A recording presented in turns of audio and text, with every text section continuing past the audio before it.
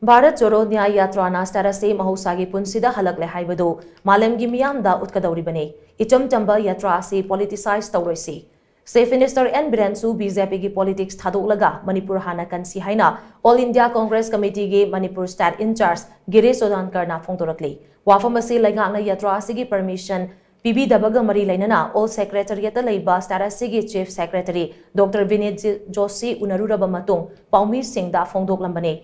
Congress Working Committee CWC ki member Gai Khangam, Manipur Pradesh Congress Committee MPCC ki President Kaisam Megasandra, Hanagi Minister Dr. Kumuzam Ratan Kumar Amadi, Pradesh Congress Committee ki Luchingba kya yauna Chief Secretary Unaruba Aduga Mari Lainana, Girish Chodankar na hai, Icham chamba Yatra asi politicize touroisi. Yatra asi na Manipur Mahousha ki Punsi Da Hallakle Haibadu, malem Meeyam Da Utkadouribani. Yatra asi tasengna laingak da mateng pangbaga pangkhagni. Yatra asida India madi malem gi luchingba kya amasu saru yagadauribani. Adubu ngasi fauba yatra lam thabagi permission PB dana thamba si yamna laibak thibani. Chief Secretary ki maikeidagi athubada pau hairaklage haibagi thazabadi piraklei. Starasi ki Chief Minister nasu BJP ki politics tagi ngaihak na thairaga Manipur kannaba thabak tawbiu haina mahangna phongdoki. Because now we have applied for a long back, we have to do all the preparations, and we should get a permission, because what we are doing is actually trying to help the government to showcase the world that Manipur is getting back to normal with this yatra, because all the leaders will be coming from all over the country, and the Chief Secretary said he will communicate to us as soon as possible.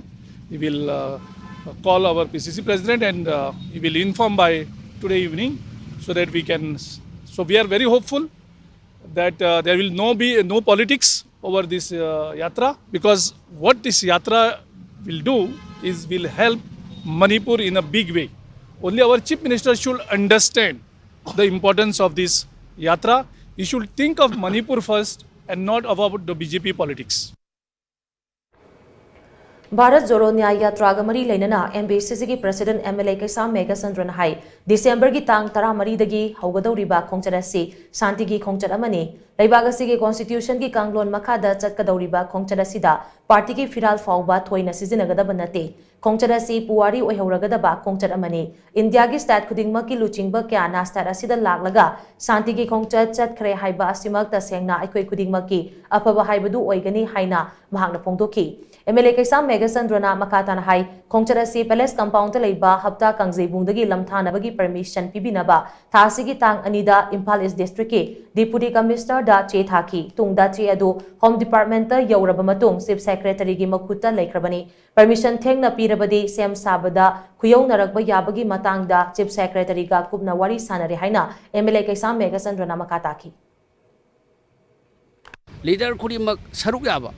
Amukta thokriba program ama masina su karigumba masigi program se pangthokpa mapung phana yamna shanti oina pangthokibada achauba bharat ki praja singda adagi international gi prithvi gi mafam khudimakta india gi leader mayamna laaga shanti gi khongchat ama chatkhre haina masida masisu achauba message ama Manipur se santri leiraboi ninge haibasi impact ama piba ngamgane ba masigi Bharat Jodo Nyay Yatra masigi aikoi masigi damakta aikona sinjabasida matamsi numit mangani khaktang aikoi preparation gi matamse leisalakpasida aikoi mayamsi sarkarna ahan badadi aikoi deputy commissioner Impal East thabani maramdi hata kangjebung se magi jurisdiction da leibani na adudagi amuk akhoi home da amuk thare adagi chief secretary da amuk leire